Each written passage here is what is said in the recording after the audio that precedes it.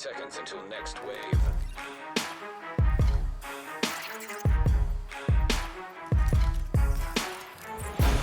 Wave of hostiles now inbound.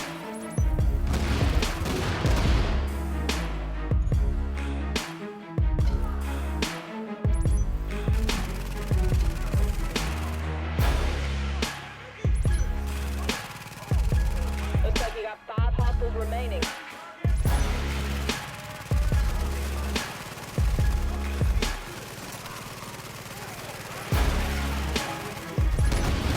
Friendlies left. I'm only seeing one more hostile.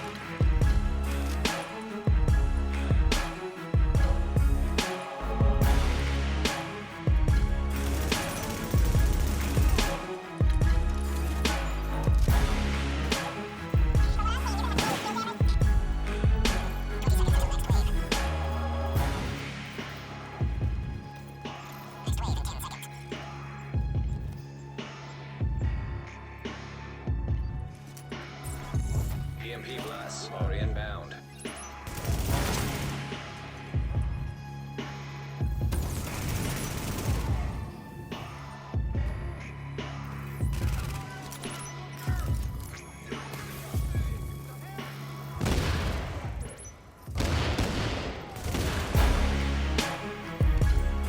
You still got 5 hostiles out there.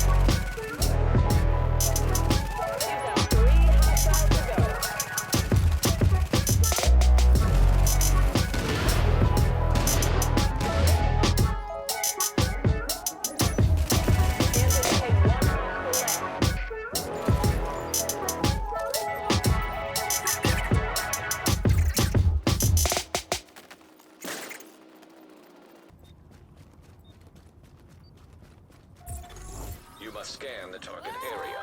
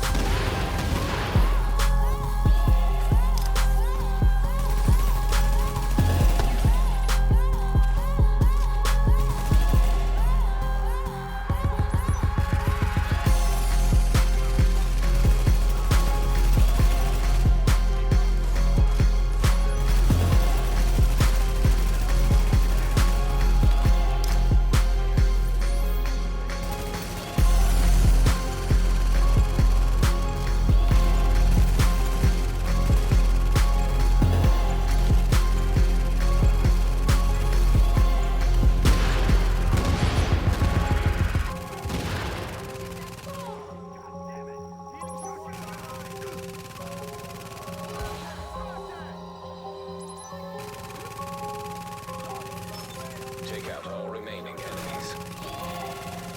Looks like you got 5 hostiles remaining.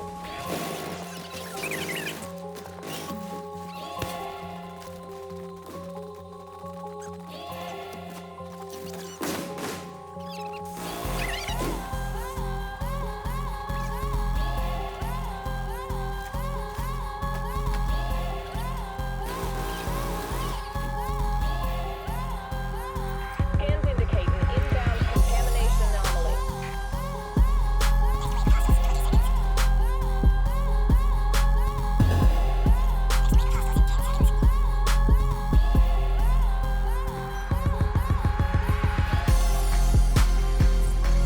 Virus bursts are inbound.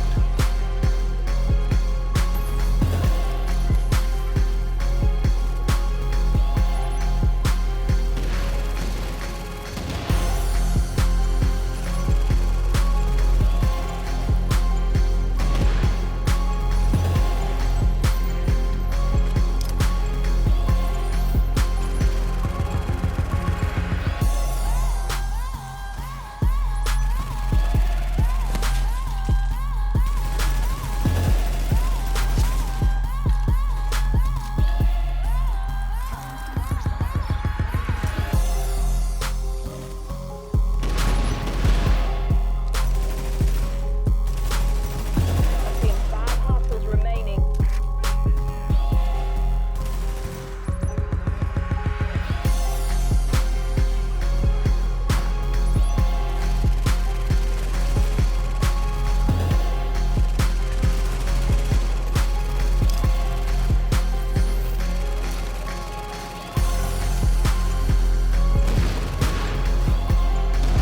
You've got 3 hostiles to go.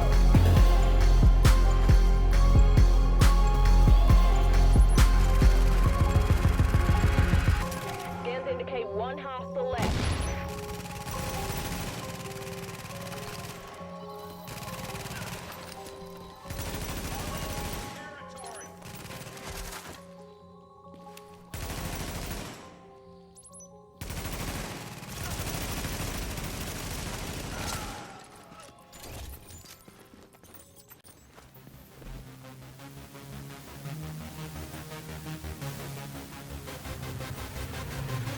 Next wave.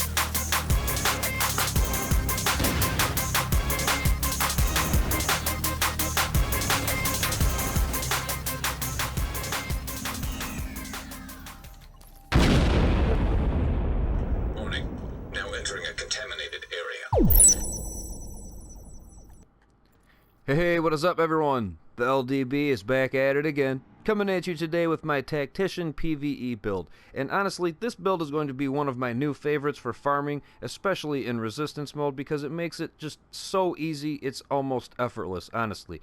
We are going to be relying solely on our skills to do all of the work for us, while we pretty much just sit back, make sure nobody rushes us, and wait for the end of the round to collect all of our shade tech, and all of the time only using medkits for heals. It's so smooth, it works out awesome. I really hope you guys give this one a try. So if you enjoy this video or find it helpful at all, definitely smash that like button, subscribe for future content, especially if you're new to the channel. Make sure you got that notification bell on, and if you want, drop a comment down there letting me know how you're using Tactician in PvE in 1.8.3. So let's get into it. Okay everyone, so let's take a look at the skills and talents, because they are very important for this build and honestly almost make up the build itself.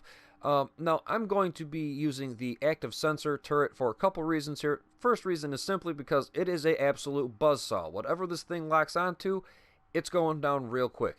Now the second reason is it shoots bullets, therefore it will be doing damage at the same time it will be building stacks for you on your Tactician. If we read Tactician, and we will in just a little bit, it does state that your skills can build up your stacks for you. So when you throw this thing out there, you let it take out a couple NPCs real quick, you get your 30 stack up, then you go ahead and let your Seeker Mines go with that 30 stack, and you never even fired a bullet out of your gun. That's a great thing. These two work awesome with Tactician. Definitely try it out. I mean, it hasn't let me down so far. And that's why I didn't go with the BFB, the Sticky Bomb here. Because to me, the Sticky is one big boom every 23 seconds. Compared to the active sensor turret that is always sensing any kind of enemy around and takes them out very quickly. It has a lifetime of 45 seconds. And with one of the talents I have on, I can leave that thing out there for 2-3 rounds at a time. And it's no big deal because I have that big health on it, 408,000 hit points. So unless a boss walks up and kicks it, this thing's not going down anytime soon, with a cooldown of 20 seconds. So whenever I need it, it's pretty much there. As well as the cluster mines that separate into smaller mines and seek out multiple targets every 15.6 seconds. You see where I'm going here? These two work out awesome together. This one's always, you know, hitting everything, building your stacks up, and then you let these go with the stacks. It's a beautiful thing. It really does work out awesome. And that's why I'm not using an ammo cache either, because the turret's doing all the shooting for me overall. And that's why I didn't go with the Sticky. If you want to go with the Sticky, simply remove the turret mods that I have on the build, put some Sticky mods on, and you'll be in business. But to me, this is where it's at right here. These two are awesome. Now, as far as signatures go, I really like the recovery link because you have very low stamina, and extra life is definitely a good thing compared to the survivor link. This is a good one, but since you have such low stamina, 50% damage resistance is not really going to last you all that long. You know what I mean? I would much rather have a full life, or at least a good chunk of my life back with the heal over time, than just having resistance. You know what I mean? So it's up to you, whatever you want to run with, but I'm going with the recovery link. So let's go on to the talents and take a look at those. Okay, so pretty straightforward here. We have critical save using a medkit during low health to increase damage resistance by 20% for 10 seconds. That's a big thing because any kind of damage resistance you can get for this build is an awesome thing, because obviously we have that low stamina, and this will definitely help you out with that. Now, since we are using skills that make people bleed, definitely throw shrapnel on. Applying a bleed to any target triggers 30% chance per each target in a 10-meter radius. So if you put a bleed on one of them, you can put a bleed on all of them, and when they're all clumped up at the end of that hallway or whatever you're doing when you're farming, that'll work out really nice for you in your favor by all means. You could always go with Strike Back, reaching low health to reduce active skill cooldowns by 20% in a pinch, but again, I'm not going with any healing skills, so I took that off. Now, what I did put on was Tech Support. Kill a hostile with any skill is deployed to extend active skill duration by 10%.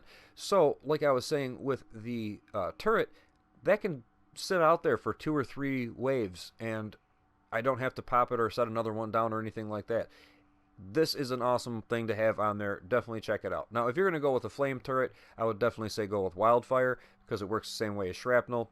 It just spreads the burn effect. But either way, moving on, I took precision off because I'm not really using my weapon very much, and skills don't do crits, so it is what it is. Took that off, and I put on the move, killing a hostile while moving to reduce incoming damage by 15% for 10 seconds. So again, get a little bit of damage resistance up right there on top of with the critical save, and we're doing all right.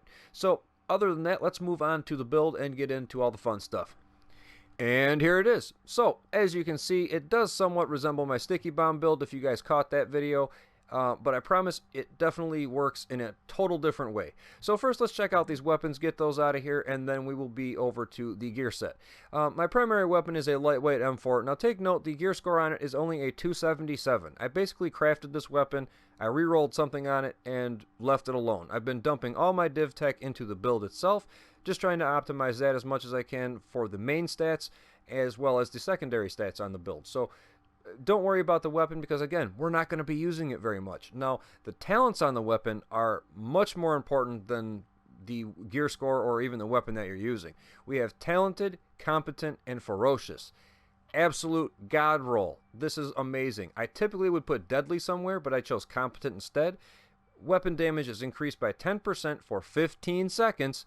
15 seconds after using a skill. Now, ironically enough, I got it set up so that my Seeker Mines come back every 15.6 seconds. So, competence pretty much always running. It's always proc, and it's really nice to have that 10% weapon damage up on a build with, you know, all electronics. Now, over competent, I would recommend talented. This is like a must, absolute must. Killing a target with this weapon increases skill power by 15% for 20 seconds. The effect does not stack. Killing a new target refreshes the timer. I love that part, how it refreshes the timer, because per se you get your 30 stack up, you pull this out, you take out one of the NPCs, your skill power is up 15%, and then you go place your turret or let your Seeker Mines go. Oh boy, it's not a good day for those NPCs. And the best part is, as soon as you take them out, it refreshes it. Now, take note of this as well. As long as you have this weapon in your hand, if your Seeker Mines or if your turret takes somebody out, talented will be procced. So, just saying, this is always going, and it's nice to have an extra 15% up on it when you already have all that skill power. Now, ferocious is a little bit different in its own way, too. Damage against elite and named enemies is increased by 10%. And it sounds kind of straightforward. Anybody with a yellow bar, damage is up 10%, right? But this also works towards your skills. So my turret, my Seeker Mines are going to have that ferocious talent, I guess you should say, on it as long as I have this in my hand. Same way that talented is procced, as long as I have this in my hand and the Seeker Mines or the turret takes somebody out.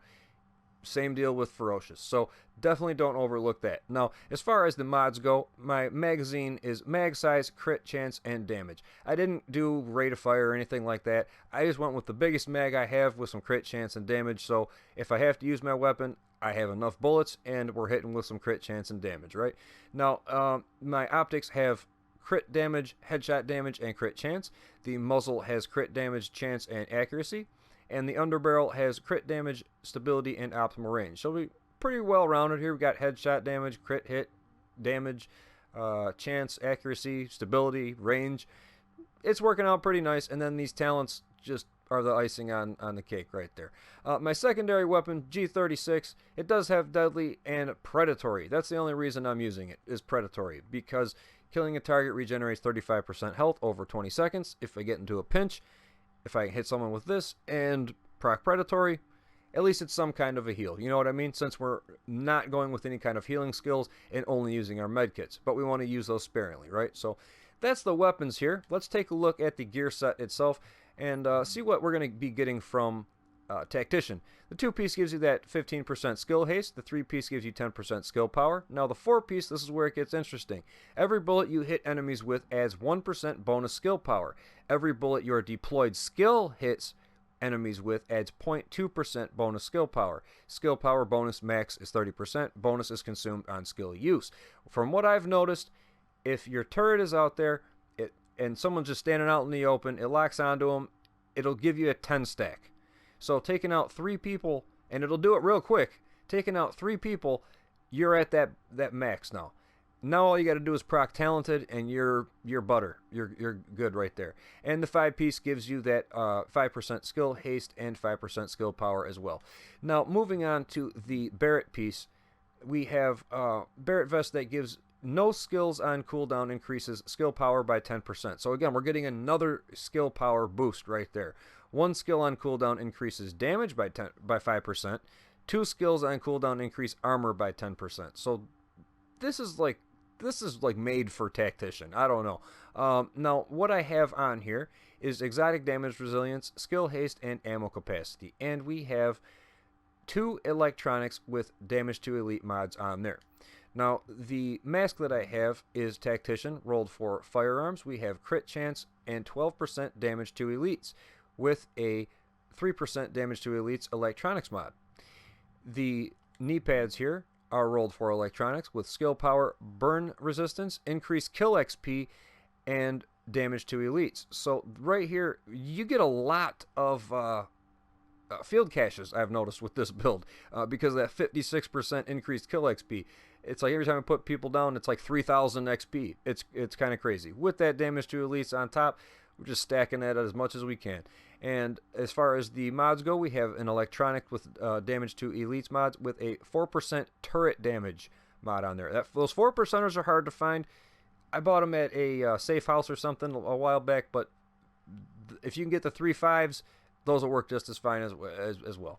Now, the holster here, we have kind of all across the board. I haven't fully optimized it, but we have skill haste on there, and it has a 4% turret damage mod on there as well.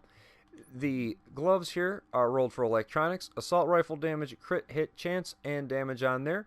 So we're doing nice on that. And the backpack is rolled for electronics with skill power, ammo capacity, and it has a electronics with damage to elites mod with 2 4% turret damage mods on there as well. And that's it, guys. I mean, it's been working out awesome. I love this build. I'm definitely going to fully optimize this. I've only got a little bit to go on it, and I mean, it's great. Really quick, let's check out the character sheet here just to break things down a little bit more for you. The per bullet damage is 16.6, nothing crazy. Crit chance 18.5. Crit damage is 101. So again, as long as you can break that 100% mark, you're doing good, because that way when a crit hit lands, you're doing double damage. Headshot damage 80%, not too bad there. And down here it gets a little bit more interesting. We got 12% assault rifle damage. This is what I'm talking about though. 53% damage to elites. Pretty good there. We've got enemy armor damage at 20%. It would be a little bit higher if I would optimize that rifle, but I'm not worried about just a couple percent of enemy armor damage. I mean, it is what it is. Damage to elites, because this is more important than crit chance or damage at all, because this is just 53% damage up, raw damage up. It's not a chance, it's not anything like that. It's just 53% raw damage up, and you can't go wrong with that. Now, the skill power and all that, you know, we're doing good. Skill haste is at 36%, so we're doing nice with that as well, and we're getting our skills back pretty quickly. Now, the survivability and max health, obviously we're doing terrible. The armor, again, you can see we're getting there, almost maxed out.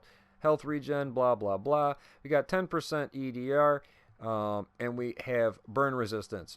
That's all I could get on here, but I'll take the burn resistance because those flamers piss me off when you only got, you know, 2,900 stamina. It's not good for your health at all.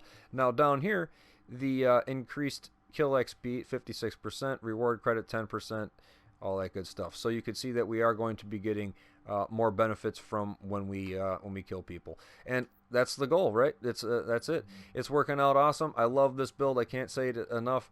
I'm really a DPS player, and I kind of just fell in love with this skill build. So either way, guys, I hope you enjoyed this video. If you did, definitely smash that like button. Subscribe for future content if you are new to the channel. And make sure you have that notification bell on. And go ahead and drop a comment down there letting me know how you're running Tactician in PvE in 1.8.3. So until next time, guys, I hope you take it easy. I will see you then. Later.